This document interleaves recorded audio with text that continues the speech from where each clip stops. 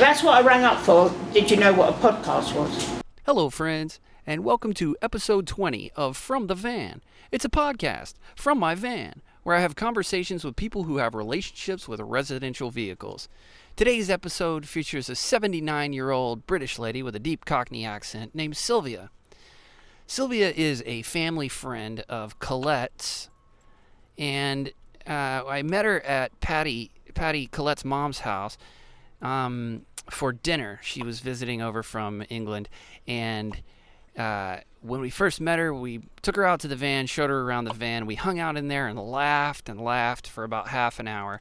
And I'm very proud of these new stickers that I've made. So I told her that I wanted her to have one of these stickers. And when we went back in the house, Patty had been not with us. She was inside making dinner. And when we walked back in, Sylvia, and I won't even attempt her accent, you'll get to hear it in a minute. She says to Patty, she goes, "Patty, do you have a safe or somewhere that you keep really valuable belongings in your house that I could store something while I'm here?"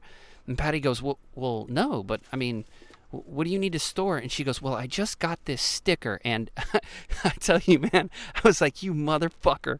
I immediately respect anybody who starts taking the piss out of me within the hour of meeting me. And so I had some beers that night, and I was sitting around. This woman is a great storyteller, and I was trying to figure out how to get back at her. And I was like, oh shit, I know. If I put her on the podcast, then that sticker will mean a whole lot to her. And so I started in on her, and for the rest of the night I was pitching her the podcast to come on it. And she has a tremendous number of very touching and hilarious stories. I think you'll enjoy her podcast. She used to travel with her family in camper vans and stuff, and so that's sort of the nexus here. But really, this is just because I wanted to have a conversation with Sylvia. Also, go to FromTheVan.com. There's a whole shit ton of stuff going on there. We just started a new video blog a couple of weeks ago. I'm trying to post to that every day. And also, I made a little beat as intro and outro music out of Sounds from the Van. So here it comes. I hope you enjoy episode 20 of From the Van featuring Sylvia.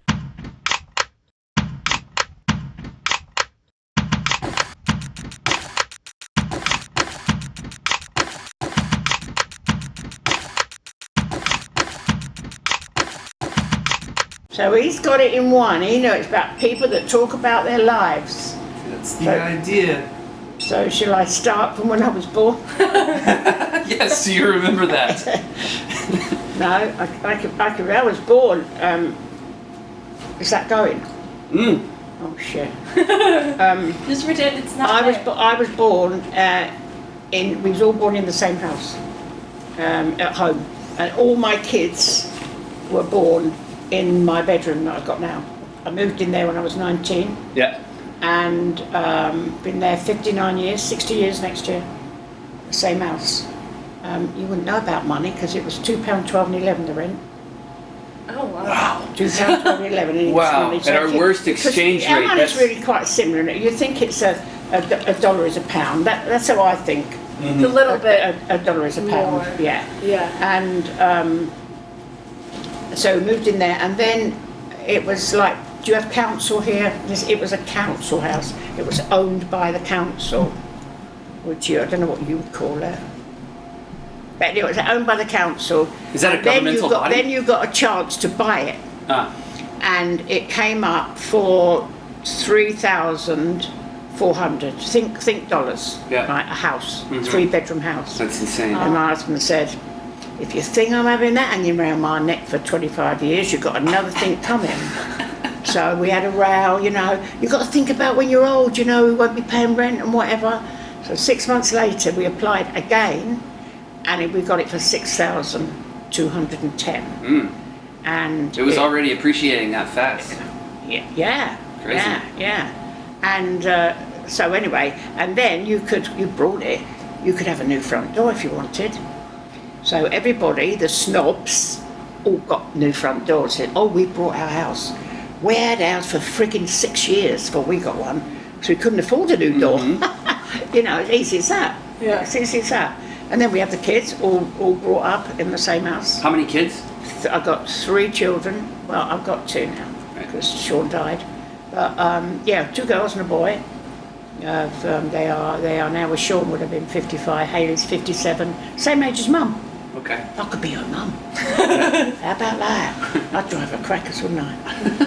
And, Don't you already? And Michelle, what, your mum? No. When I'm No, I think Callie likes at you. home, they always say my crazy nan. I'm always known as the crazy nan. When I had that done, that tattoo there, I had bowel cancer and I was really, really ill. And I said to that one I've just rang, I said, if I get over this bowel cancer, I said, I'm going to have a tattoo done. You're not now. I went, I am. So I'm going to have it. And when I got over it and I was okay, I went down and had that tattoo done. My youngest daughter thought it was horrendous. Yeah. But what do you have it done on your hand for, Mum? Why didn't you have it done where you couldn't see it? Uh-huh. So that's me old Union Jack. Yeah. And that. So that one I just phoned. I took a picture of it and sent it to him. He went, you're something else, Nan. And my granddaughter that lives quite a way away, she put it on Facebook. Uh-huh. And she put, I love my crazy Nan. She's just had her first tattoo at 74. So I was 74 when I had that done. Danny put it on Instagram and had 58 likes and all little comments, because I know a lot. I've lived there for years, and all the kids Know you. my kids, yeah. Yeah. All my grandchildren, everybody knows me around my area, you know. Oh, Syl. Yeah, so, and it's great. And I mean, I've been married 59 years. Uh-huh. Don't get that for murder, do you? No. What? I don't have 59 You don't get years that for left. murder, 59 years married, do you? At 60, next year. Yeah. Yeah, and yeah. And I don't know, I'm happy. I'm happy. Yeah. And I worked with disabled people for 20 years. I was saying to Colette, about people, that we had a cleaner there, right? And I was in management, and she used to say to me, but I'm only the cleaner. I said, but you're not only the cleaner. We can't do without you. Don't ever put yourself above or below. And I never did. I was in management, but you wouldn't think it. Right. Because I'm a people's person. And all my office work, I'd done it when they went home, took it home, or I'd done it before they came. They used to come at 10 o'clock. And I hate that when people say, oh yeah, well I'm this, I'm that. Yeah, I was high up. So what? Yeah. You know? Just the way it is. I think that's not a very commonly held sentiment here, I don't think. What? Equality. Oh, right. The American Do they dream not is to get ahead. Do they not appreciate people for what they do, or, you know, I'm not religious, right? I'm not religious at all. That's the way it is. I wasn't brought up religious, but I had a boss who was a vicar, and he got defrocked. You know what that is, don't you? I think he was carrying on with the secretary of the church. Okay. But he was a lovely man. And then he left where I worked. And he moved way, way away. And then he was going around different churches doing preaching as a guest. And so I knew he was down in what we call our old town before our new town was born there. And I rang him. I said, oh, Chris, I knew you was preaching down the old town. I said, I would love to have seen you. I said, but it would have been hypocritical going in a church and praying to say, you know, oh, thank the Lord. It's not me. Yeah. It's not me. Yeah. And so he said, Sylvia, he was posh, he always called me Sylvia. Sylvia, if ever there was a Christian woman, it was you. For what work you do. Because I've done a lot of voluntary work and worked with a lot of disabled people. It's the way I am. Old people, check they're okay, and, you know. And the thing is, I don't think I'm old myself. That's the thing. You know, I'm 80 next year, and I think I'm about 50. You You act seem like very it. young to me. No, at 12. That's true. You're right. But I'm You happy. got the energy of a 12-year-old. Oh, yeah, yeah. So where is your house? Is it in London? No. I live, I would say by train about half an hour from London, central Okay. London, and it's in the country. And Okay. you can leave I've got I told you the 2 dogs. And early morning I go out of my house, and by the fence at the bottom of the garden is woods. And I can walk all through the woods, down a little thing to the lakes, and there's Wow. lakes, and there's boats. Beautiful. 1, 2, 3 lakes. And at other parts of the town, you just look out, there's houses everywhere, you know.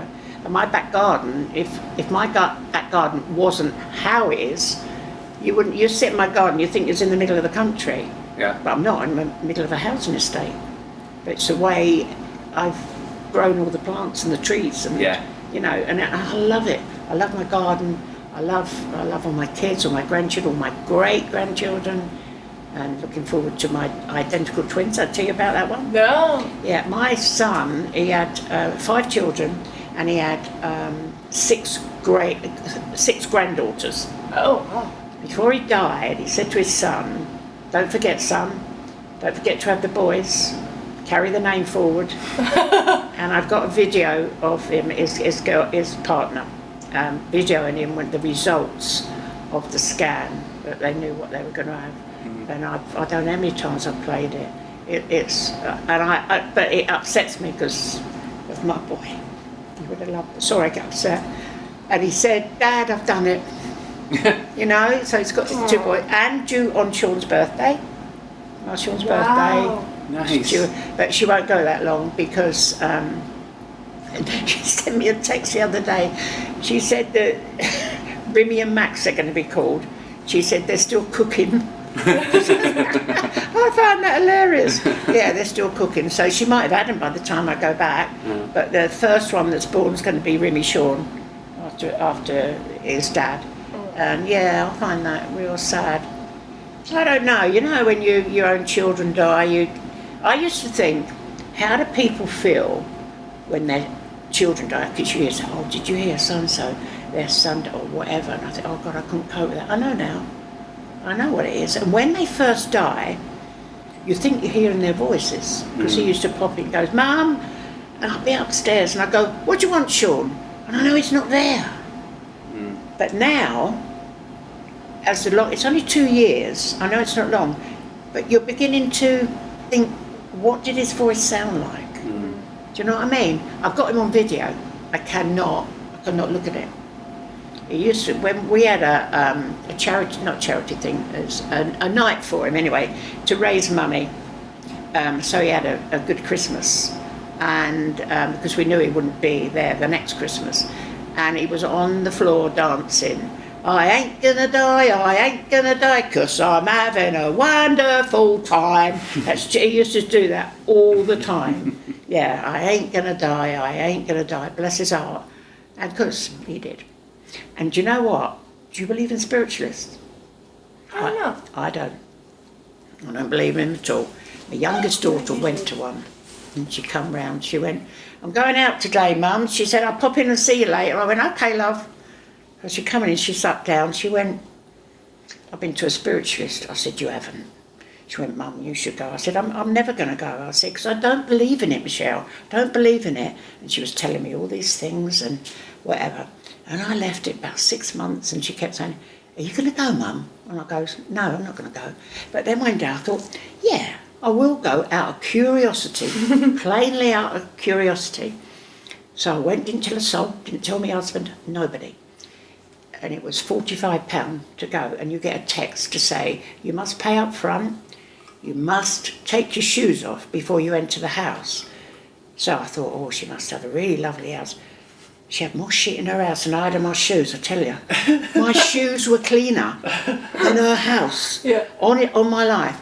So anyway, she sat down and she went, "Have you ever had a reading before?" So I went, "No." So she said, "You're very relaxed."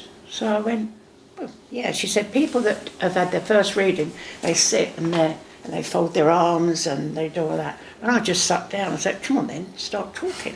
Yeah. And you know, I had you imagine when these spiritualists and somebody's talking to them, right? Mm-hmm. So she said, "Oh," she said, "I have somebody here." She said, "An elderly gentleman." She said, "I believe it could be your father." And all you had to say was yes or no. And she'd say, "Does that mean anything to you?" Mm-hmm. And I'd go, "Yes." And she said, "Oh, he's saying he had 4 kids. You were the youngest, you were the baby. True?" I went, "Yes." And she said, "And he never forgive your mother for having an affair?" I went, "Yes." "And he smoked, played cigarettes?" "Yes." I couldn't believe it. How would she know that? She only knew me as Sylvia. No surname, no nothing. She didn't. I've never seen her in my life before. But what I wanted was my Sean, maybe somebody. Then she went, oh, she said, you've got 3 children, 1 passed. I went, yes. She said, and that would be, oh, your son. Your son? I went, yes. She went, oh yeah, I have him here. She went, oh, she said, he's saying he knew you were there when he passed. You were sitting on the left-hand side of the bed holding his hand. And I was. I was on the left-hand side holding his hand, never let go of his hand till he died. And it was the things that she was saying, and I'm thinking, she couldn't possibly have known that. And then she said, he likes what you've done in his memory with some of his ashes, a ring, that's his ashes in a ring. Oh, that's beautiful. And a necklace, his partner had a necklace with his ashes in it. And then he said, I need to be together, not apart. His ashes in half. She's got half, I've got half. And he said he needed to be together. And we'd spoken about that only a couple of days before. And I said to Amory, Amory, he needs to be put to rest, together. So she said, yes, Mummy. She said, we'll have to do that. And that was that. And then he went, she said, he has 3 children. I went, no. So she went, oh, do I think that there's more than one mother? I went, yes. And the bit that got me, she went, and 2 are mixed race. And I went, yeah, they were. 2 of my grandchildren are mixed race. I mean, how would they know that? And there was a lot, I can't think of all the things, but all the things, and I recorded it on the phone. She let me record it on the phone. And when I got back, I said to my husband, I said I was going to a friend's. So he went, oh, you're not got long. Usually when I go out, I'm out for hours. Yeah. And he sometimes says, see you tomorrow. And he went, you weren't long. I went, no, I've been to see a medium. He went, there's something wrong with you. That was his reaction. Yeah. And so I texted my daughter that had been to see it. And I went, been to see that medium today, Michelle. And I've had it's recorded that immediately it was, are you in? And because she came round and I put it on and all she kept going was, told you. There you go, Mum, I told you. I think there's something there, but I don't know what. Yeah. I don't see any reason to go back, but it did amaze me what she come out with, knowing that she doesn't even know me. I mean, mixed race kids and, Did you get, were you just amazed, or did you get something? You say that she said that he wanted to be back together. Yeah. Essentially his ashes back together. And so that's probably like a concrete thing that we you just assumed achieved it was his ashes. Yeah. I couldn't think of anything else, but I mean, it's not as if maybe me and my husband had split up and I want you and Dad together. Right. No, we just automatically think, and the way what you said about the ring, and the necklace, that's only the 2 things that were done, was my ring, and she had the necklace. But I was shocked. I'm not that amazed. I think I was. Did it give you peace? I was shocked. Not really. I didn't come out. No, I didn't come out thinking, oh, he's up there. Right. He's safe. No, in my mind, my son died, and I've got his ashes, half of his ashes. No, a lot of people think he's in heaven. Now, his little son, the youngest one, is 9. Although he's got older children of 35 and he had 6 grandchildren, this relationship he was in with Marie, she'd never had children. So that's why his youngest one, Mason, is as young as he is, and he's got grandchildren much older. And he comes to my house for a sleepover, and he said to me, then one of Sean's friends, she got in a relationship with one of my son's best friends almost immediately after his funeral. And in actual fact, she booked a holiday when he was in the tropical arrest to go to Spain to see Sean's friend. Sean used to say to me, I'm going to go to Spain when I get back. I'm going to beat this mum, And I said, yeah, of course you are, son. And because she threw him out because he had the tumour and he wasn't in his right mind, and he started drinking, and he came back from the pub one day and she had Jehovah's Witnesses in the house. Well, he was fuming. Get the fuck out of my house. And she called the police on him. And he phoned me up and he went, Mum, can I come and stay for a couple of days? I went, of course you can, son. He said, I'll be in my new car. I went, Sean, you're not allowed to drive. You've got a brain tumour, for God's sake. He went, no, it'll be a police car, Mum. So, you know, he was a Jack the Lad, my son. He was hilarious. He really was. And so the police dropped him off at my house. And that's where he stayed, and he never went home. But the sad part was he kept saying, when am I going to go home, Mum? He built extensions on his house. He had a lovely house. And I said, oh, maybe, you know, and I used to say to Anne-Marie, and she just was not interested. And I thought it was so sad. She knew he was dying, you know, and he was they were together for 16 years. Yeah. And she, you know, when he needed her, she wasn't there. I mean, he was back with his mum, and he was horrible to me. He was so nasty. But I just thought, he's ill. Mm-hmm. God, you know, we had to put a bar like at the top of our stairs because he was all over the place, and he did used to go out, but he said, people think I'm drunk, Mum, you know, because of the tumour. Sure. And she should have understood that, you know. And I don't think I can ever forgive the way she treated him, knowing that he was going to die. So anyway, she booked a holiday when he was in the chapel arrest, and she went on holiday 5 days after his funeral, and to find herself, that's what she said. 6 weeks later, she went back by herself and said on Facebook, evidently, she was feeling fabulous. She kept going backwards and forwards. Then he moved in the house. Eventually, I saw him once, but he was Sean's best friend. And so then he died. He died about 2 months ago. And evidently what happened, they went out for a drink, come back, watched a movie, went to bed, and she said he was snoring in her face. And so she said, I got up because her son, my other grandson, had gone to a party and he wasn't back in yet. So she said, I made a cup of tea, went into Louis' bedroom, and she said, then the little one, the 9-year-old, said, Mum, can I go in your bedroom and plug my phone in, charge it? So she went, yeah. So he went in and he come straight out. He went, Mum, Eddie's really grey. So she got out and went in and she couldn't feel a pulse or anything.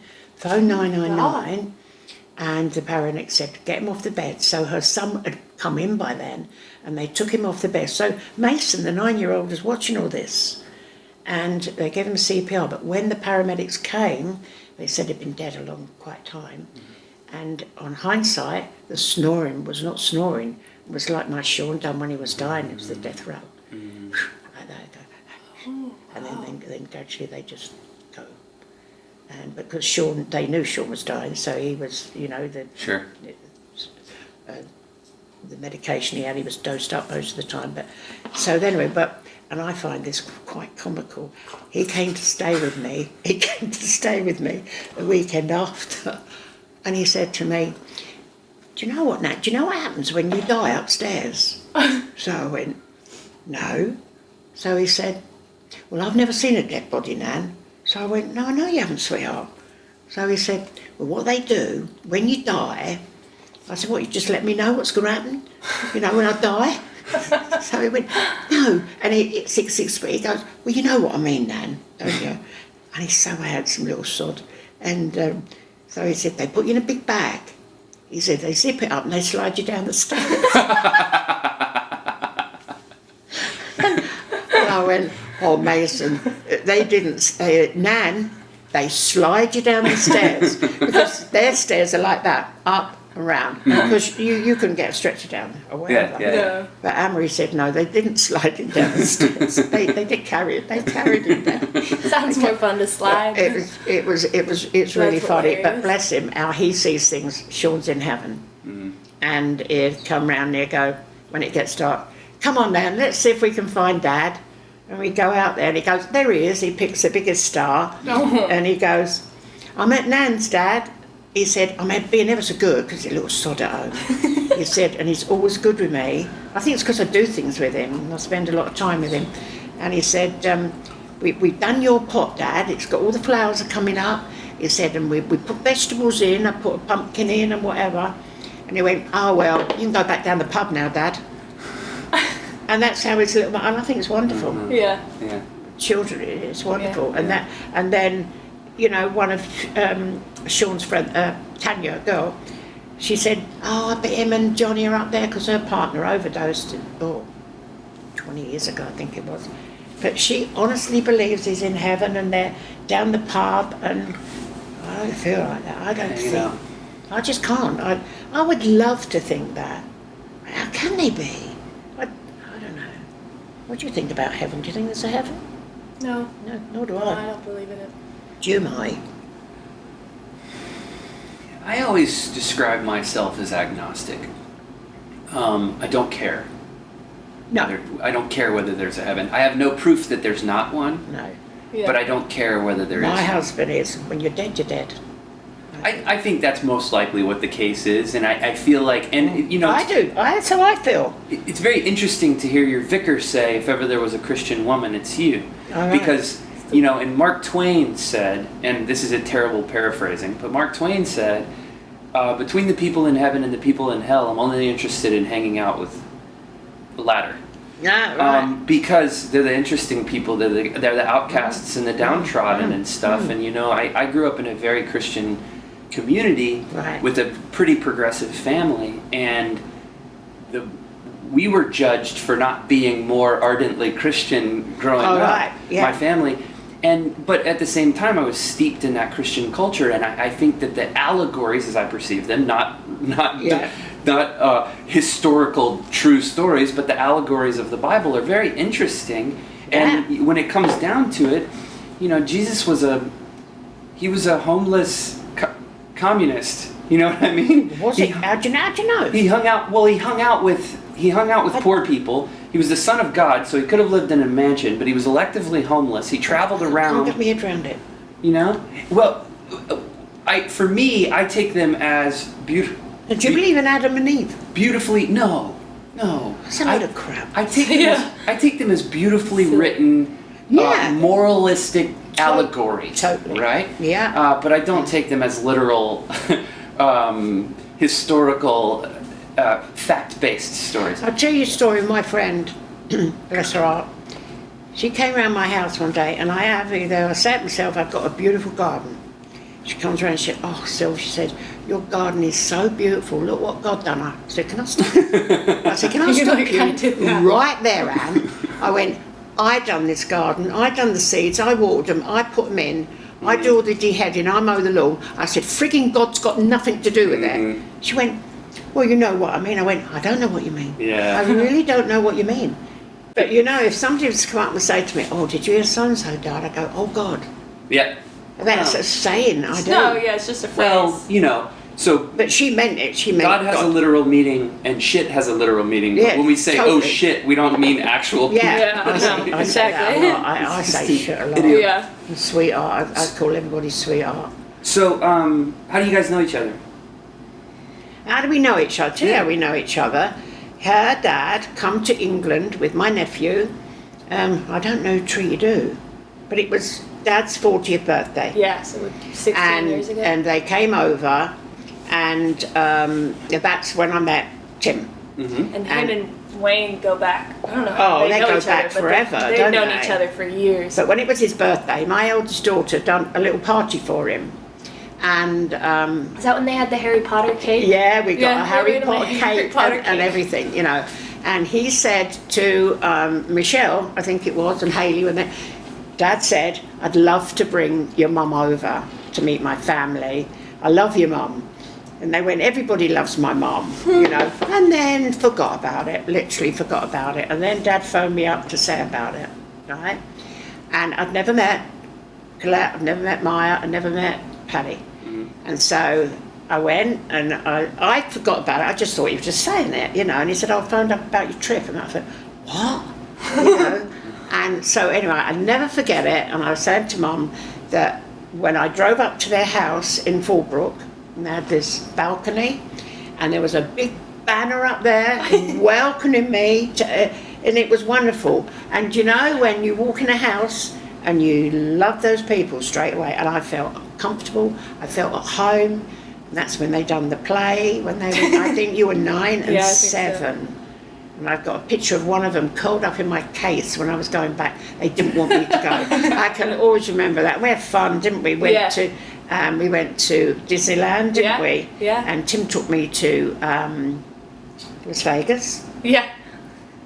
And because you see me, old, him, young, and wore those frigging T-shirts tight, where he works out, you know. I always say to there's something wrong with you, you know, you walk like that, you know. Like And he took me to Las Vegas, and I was walking around with him. Of course, I was there for about 4 days, I think it was.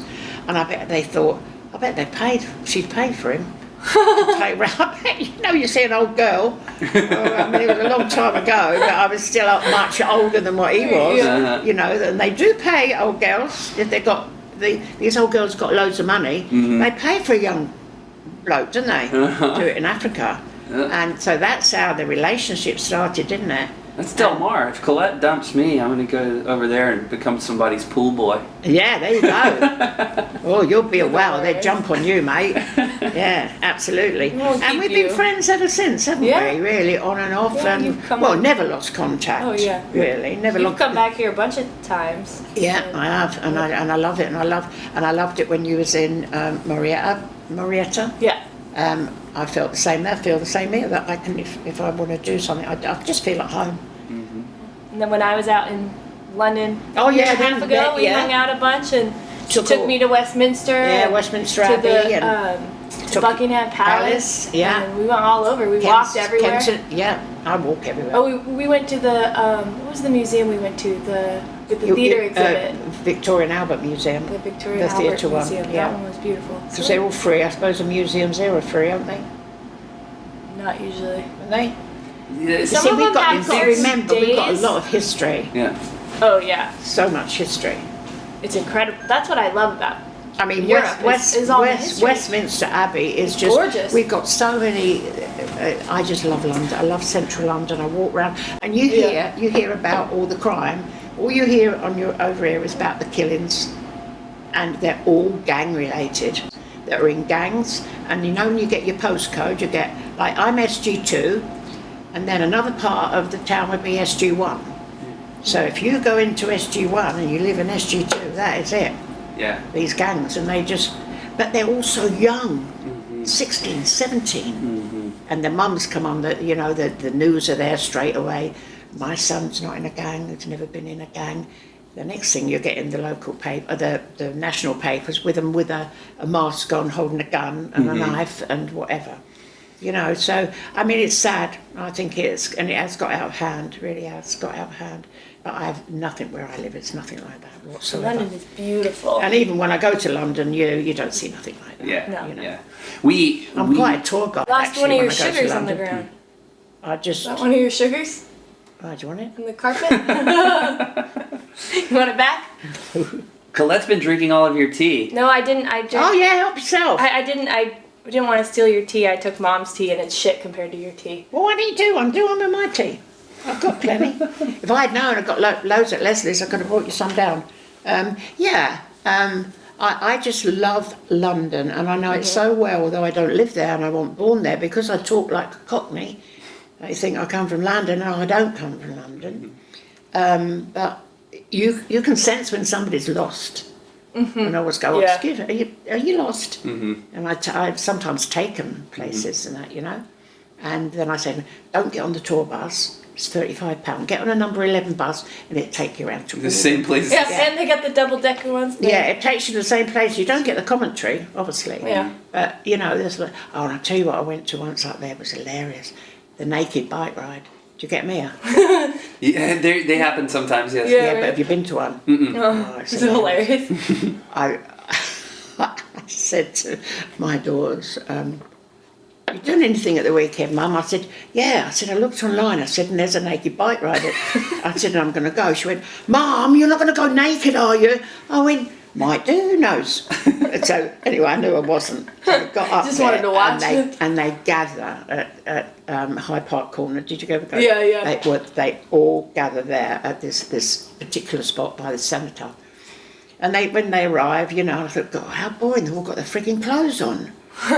Then they just start stripping, and you've got fat ones, skinny ones, long ones, short ones, mushroom ones, all shone up, you know. And I went up to, and there was this husband and wife, and I went up to them, I went, excuse me, could I have my picture taken with you?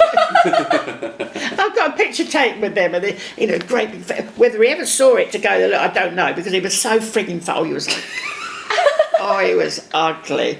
And it's for charity, right? But no, It's just for fun? what it is, and they have all their bodies. What it is for the cyclist in London. It's dangerous for cyclists in London. Yeah. And they are protesting about the roads. Yeah. So they start off from there, and they do a circuit naked round London, protesting with all their banners. But I found it hilarious, you know. Yeah. My kids say, God, Mum, there's something wrong with you. I went, no. I said, I like to experience all these things. If I'm up in London and a bus comes along, I think, I haven't been on that. I just get on it. Yeah. And go where it's going because it's free. Right. I can travel anywhere in England free, you know, because when you're old, you know, you get benefits. Yeah. And one of them is my bus pass. And do I get my money's worth out of that? Some of them don't. Some of my friends have never even been to London. You know. Really? I took a lot. When I used to take one of my friends, she's a royalist, and you know it was when the Queen Mother was alive, and I said to her, and they have a parade, and they have all the fancy coaches down the mall and everything, all the units. It's lovely. I said, would you like to go? So she went, oh, I don't know. I went, I'll take you. It's no problem. She went, all right. She held my friggin' hand the whole time. You won't lose me with her. I said, you know what, Veronica, I don't think I'll ever bring you out ever again. I said, you're bloody boring. She went, well, I'm nervous. I said, well, you shouldn't have come. You shouldn't be nervous. I'll take loads of people up London. You know the London Eye? Yeah, I didn't go on it.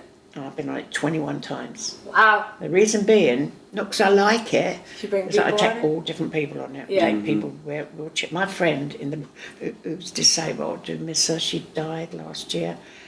I took her to Italy, I took her to Paris, all in a wheelchair. You know, we do have a laugh. And people used to say to me, oh, you're ever so brave. I said, what am I brave about then? You know, because she was ever so posh and I was as common as hell. And how we got on, I don't know, but we did. We used to take the piss out of everybody who walked past, you know. And she used to say to me, she used to perform a bit if she had an audience, especially when we was in Italy and that.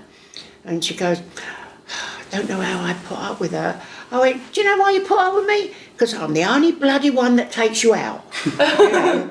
And it was true, actually, you know. She went, yeah, I know. And she had a catheter bag, right? Yeah. Which I used to empty. And I used to take her to, we've got a theatre in our town, I used to take her home, put her to bed and that. When she got really bad, I couldn't. And when I was in Italy, and she used to have to wear, she wore trousers obviously, and the bag was up here. And you could tell when it needed empty because it used to come up like that. You know? And I'd go, oh, Bren, your bag needs emptying. So I found a little alleyway, pushed her up the alleyway, turned it round, and I'm down like this, got her trousers up, and I'm emptying, and I just goes like that, and there was a restaurant with people.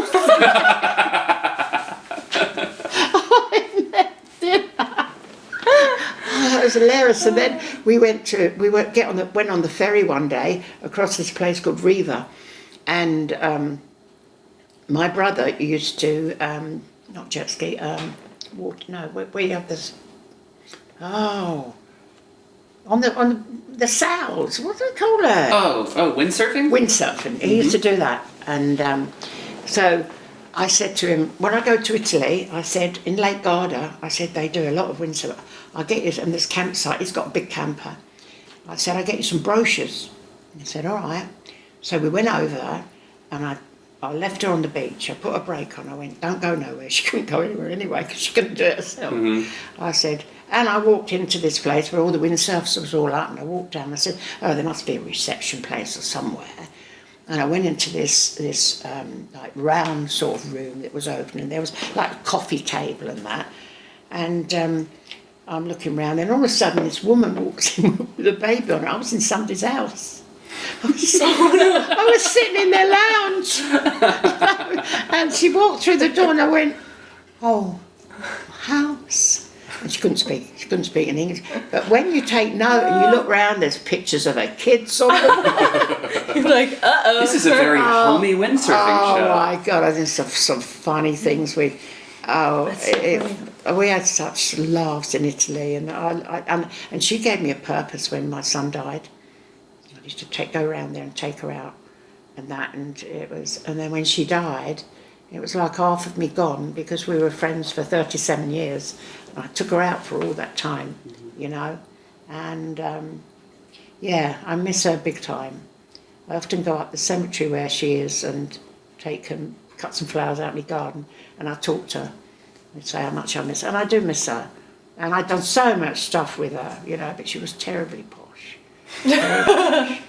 I done one day, did I tell you, or did I tell Mum the story about the Prince Charles? Yeah. I told you that story, didn't I? Tell me if I'm repeating myself. It's boring. Have I repeated myself? Nope. Ah. No, you haven't. But I think you should tell this story because it's fucking hilarious. Oh, what? Oh, what, about that day? Yeah. Yeah. Oh, that day when it was at the cenotaph, and I said to her, at 2:00, I'd seen it online that it was going to be a 1940s band and singing, and we'd go through, after it finished, we'd go through to St James's Park, have a coffee, come back at 2, and it's white. And so I walked through, and as I walked through the centre, did you go there? Did you go through Admiralty Arch into Parliament Square? Yeah, I did. Well, you walk through the arch into St James, and there were so many people all cordoned off with the police and everything, because there's royalty about. You've got to be careful. And that's because, you know, none of our police have guns. Mm-hmm. None of them, as you know that. But in 10 Downing Street they do, obviously. Yeah. And I thought, and I just happened to look round like that, and I thought, all these dignitaries walking across with all their medals on, they're doing their Wembley say. And I said to Brenda, I said, don't say nothing, keep your mouth shut. She, Sylvia, what are you going to do? Sylvia, what are you going to do? I went, just keep your mouth shut.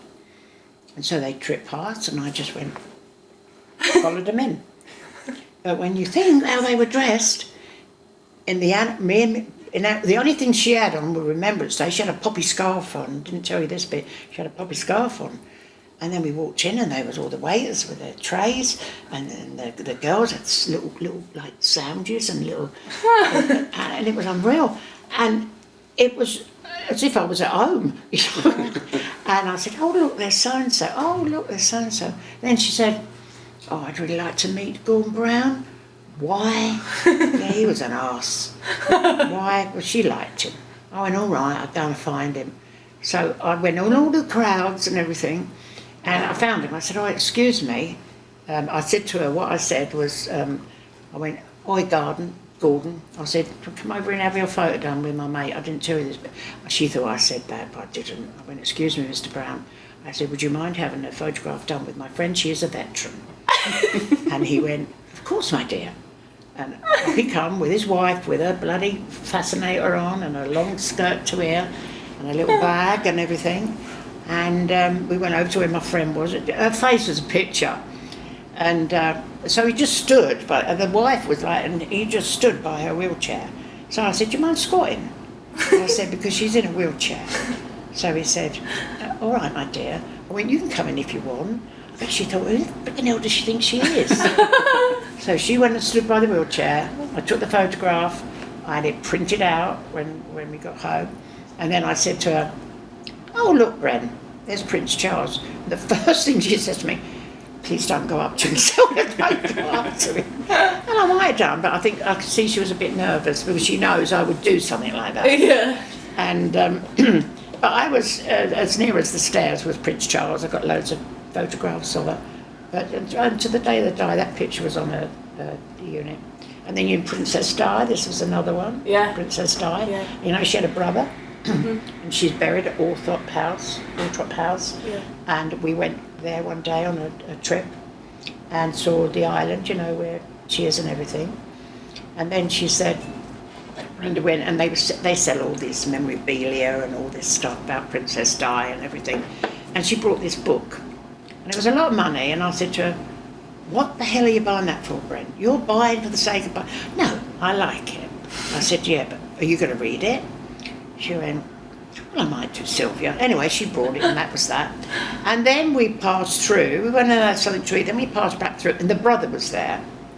And I said, "Would you like to sign your book?" So I went, "Oh, Sylvia, you're not going to ask him, are you?" I went, "Yeah, why not? Why not? He can only say no." Yeah. So I went up to him, I said, and I did say, "Sir." I said, "Excuse me, sir." I said, "Would you mind signing my friend's book? She's a veteran." She's a veteran. He went, "Yes, my dear, I would do that." He said, "But I can't leave now." He said, "Because I've got to wait till a certain time, or whatever." So he said, "I can do it out there." I went, "No, I'd rather you do it." The cheek of me, what I say. I went, "No, I'd rather you do it out there." And there was with flowers. The other place was like concrete, it was horrible. So it did come out. Mm-hmm. And that was another picture that I took that she had by the side of her. Mm. Yeah. That's awesome. Yeah, it was a lovely plate. That was lovely. She liked that. We done just so much with her. Yeah. But it was great. Yeah, it was great. I've had a lovely time with her.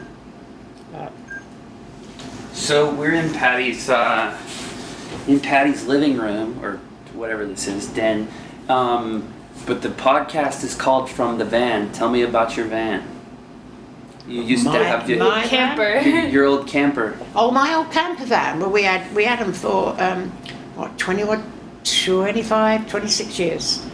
We had one, and we had to start off. We had a small one. I don't know what you call it, but you could stand up in it because the roof went up, and I loved it. And we went all over. We took it to Spain. We took it to France, and then we got a bigger one, much bigger one. Slept 4 or 5. We could sleep in the it. Whole we family. Had the awning and everything. Yeah. Well, we used to take the grandchildren away in it years ago, so we had it a long time. A real long time. And then, for some unknown reason, I can't know why, but we sold that one, and we got a small one again. Did that give me the ump? Because you've gone from small to big to small. Mm-hmm. Yeah. But I just loved the life. And we always used to go out in the country where there was a lake where Dave could fish, and I'd sit with me book. I'd take the dog. We took the dog because the dogs could come, and I just loved that wildlife. We used to do wild camping on the beach and everything, and we did with. And describe that to me again. Wild camping. Wild camping is where that you go to a campsite and you've got to pay, right. And the more facilities they've got, the dearer it gets. But you can go on you can see a camping sign and go on a farmer's field. Mm-hmm. They've got no toilets, they've got no nothing. It's only about 10 a night, and that's where we used to go. Some of them never used to charge us sometimes. Then you've got all the cows coming up there, cow packs, you're sort of treading in, But I loved it. I just loved it. And Wales is. Did you ever go to Wales? I didn't make it to Wales. Oh, you go to I'd like Wales, to. and I love mountains and lakes and rivers. It was just so peaceful. Yeah. I just loved the life. And then he'd catch something if we went on the coast, and we'd have it for tea, fresh. Mm-hmm. And there was always fishing. Then we took it to Ireland. Frigging rained every day. Of course. But we had the crack in the pubs, Oh, they're great and pubs. we used to pull the curtain back. Oh, it's raining again. And then we changed it again. And we done that for years and years, absolutely years and years. And Did you ever go across the water to mainland Europe? Yeah, we went to France. Okay. And we went to Spain. Spain. With it. Went to Ireland. That's across the water. It's not far. Right, sure. But you go across on a ferry. You always go across on a ferry and ride anywhere in Europe where you go. We didn't go as far as Italy or anywhere like that. But my brother's got a big camper, and he goes twice a year, 6 weeks at a time. Wow. And it is a right posh one. Ours was old, and we loved it. And we had everything in our camper. We had the stove, we had the fridge, we had the shower, we had everything exactly the same what he had in his, but his was posher, and his was bigger. And he kept saying, and when Leslie was coming over, she said, "All I want to do, Auntie," she said, "is come away in your camper van. No problem. You can come away in our camper van." And when I told my brother, he went, "Has she seen it?" I went, "Yeah." I said, "And she loves it." I said, you're a snob. You're too anal. Yeah. And he is. Everything is perfect. And Yeah. I hate places like that, a bit like Wayne's. Not homey. No, not at all. Yeah. Not at all. And you meet so many lovely people when you're camping, all different nationalities, and they want to know about your life. And, you know, then you do get some arseholes as well, you know, that kick the football up against your van and stuff like that, you know. But I used to love it, get up in the morning, take the dogs out. Well, I do that at home. But then, when my son got sick, we gave him our camper van. And they gave us that little green, what you called it, beetle, we call it a beetle car. Yeah. Gave it that. And so they could make some memories with the kids and that. And I miss it. But now, with my husband with Parkinson's, he couldn't drive it anyway. Right. It'd be too big for him. Yeah. But I just love that life. Now, when you say big, I remember. So I. Oh, not your freaking great Yeah. big things here, like I studied coaches. I studied abroad in Toulouse when I was in graduate school, Right. and I remember there was one Hummer. You know, our obnoxious large Hummer. It's like a military vehicle that's street legal or whatever. There was one in Toulouse when I was there, and every time I saw it, there was a line of cars backed up behind it, honking the horn at it while it had to like make a 17-point turn. Because the roads are narrow. Because the roads are so narrow, Yeah, and we I imagine experienced that in Italy once. Okay. We only done it once. You make that mistake once, and they were honking us and everything. Yeah. In Ireland too. On Geneva, ignore them, you know. But you wouldn't get your big, not yours you would, but those big ones, so you wouldn't get them up our roads. Big RVs. They're too small. So your larger van, how big was it relative to the size of mine? Yours, Yeah. 3 times. 3 times as big. I say it was from there, wait a minute, to the end, middle of that picture. Okay. Wide. Long. Long. Okay. Long. Mm-hmm. And then it was about, from, wait a minute, I've got to think now. I've got to think what it was like. And it's funny, it was such a long time ago. No, it was about that wide. And then you had the seats in the front that swiveled round. And then you had the beds that you put down, like most probably like you do. Yeah. And we had a table in there, and then we had the as you went in, there was the fridge, then there was the sink, then there was the oven, and then there was a cupboard, like a wardrobe, and then at the back there was like more cupboards, and then round the other side there was the toilet and the shower. So well made. Yeah. When you think about it. And then when you got down to the bit where the bed was, there was all shelves above it. And then above the cab, that's where you slept. The kids used to sleep up there. You know, what a life that used to be. And the kids remember that memories where we used to take them. And, you know, they say, I've got a friend that's got young children, and she goes, well, we have to go, she'll be on holiday when I get back. And they've gone to a caravan site, which I hate caravan sites, where you've got the clubhouse and they play bingo and everything. Oh. And she said, well, you've got to go places like that when you've got young children. I said, no, you haven't, Cal, you haven't at all. I said, we took all our kids, our grandchildren, to farms out in the country where there's nothing, and it's not there, they don't miss it. You play games, you walk, you do, you know, my grandchildren, their ages are down, like the 9 of them, 40, right down to 9, and they so often bring up where we took them. Yeah. You know, and the one that was on the phone just now said, my husband, I got a little video, and he's trying to teach Danny, he's dyslexic, Danny was, how to, and my husband going, you stupid or what? I already told you, you do this and you do that. He went, I am trying, Grandad. He was only about 9. Aww. You know, are you bloody stupid or something? And he always remembers that. So I think what you're doing, I think your van's great. When I saw that, and well, as you know, I just thought it was a little van. Yeah. But I can't believe what you've got in there. Yeah. You've got everything in there. The only thing is you can't freaking stand up. Yeah, it's true. It's You know, true. you've got to be on your hands and knees all the time. But I think, and you'll love that life. Yeah. How long have you been doing that for? We spend a lot of time outside too. We've been living in there full time without an apartment for 10 months. Yeah, it's early days, isn't it? We've done it for 25 years. Yeah.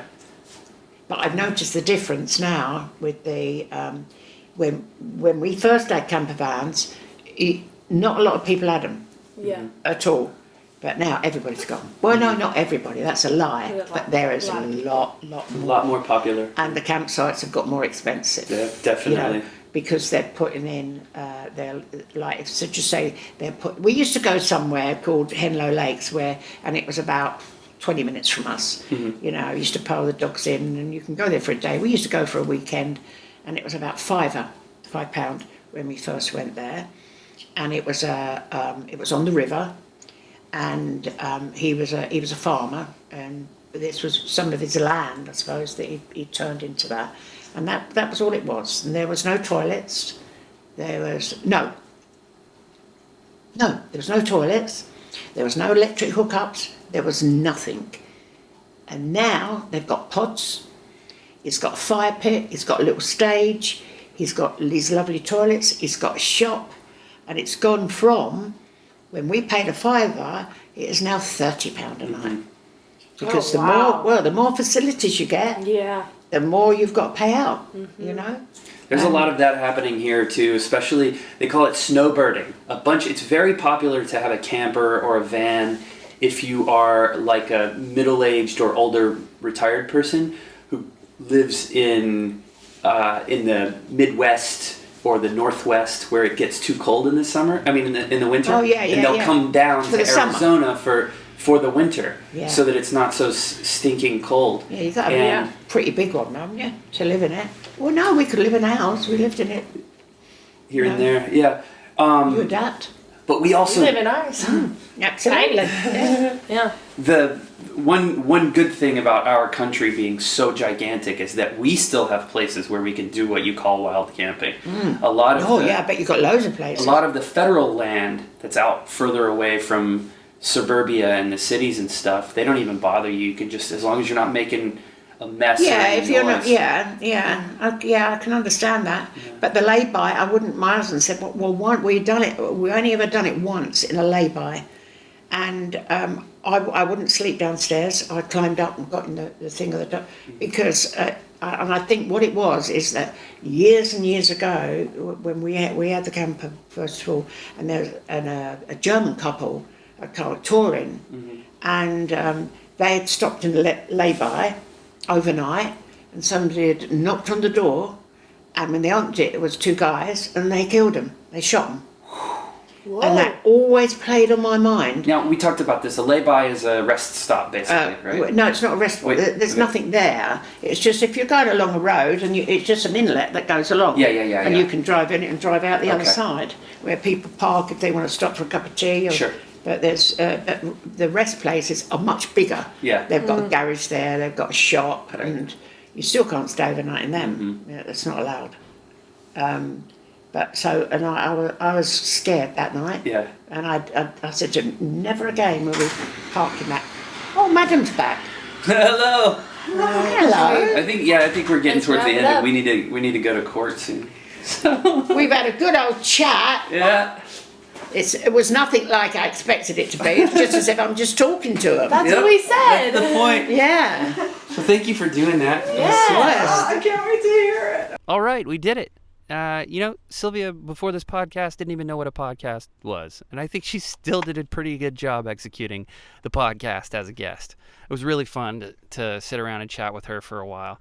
Thanks a lot for listening. If you've hung on this long, I really appreciate you. And make sure to check back in next Tuesday for another episode of From the Van.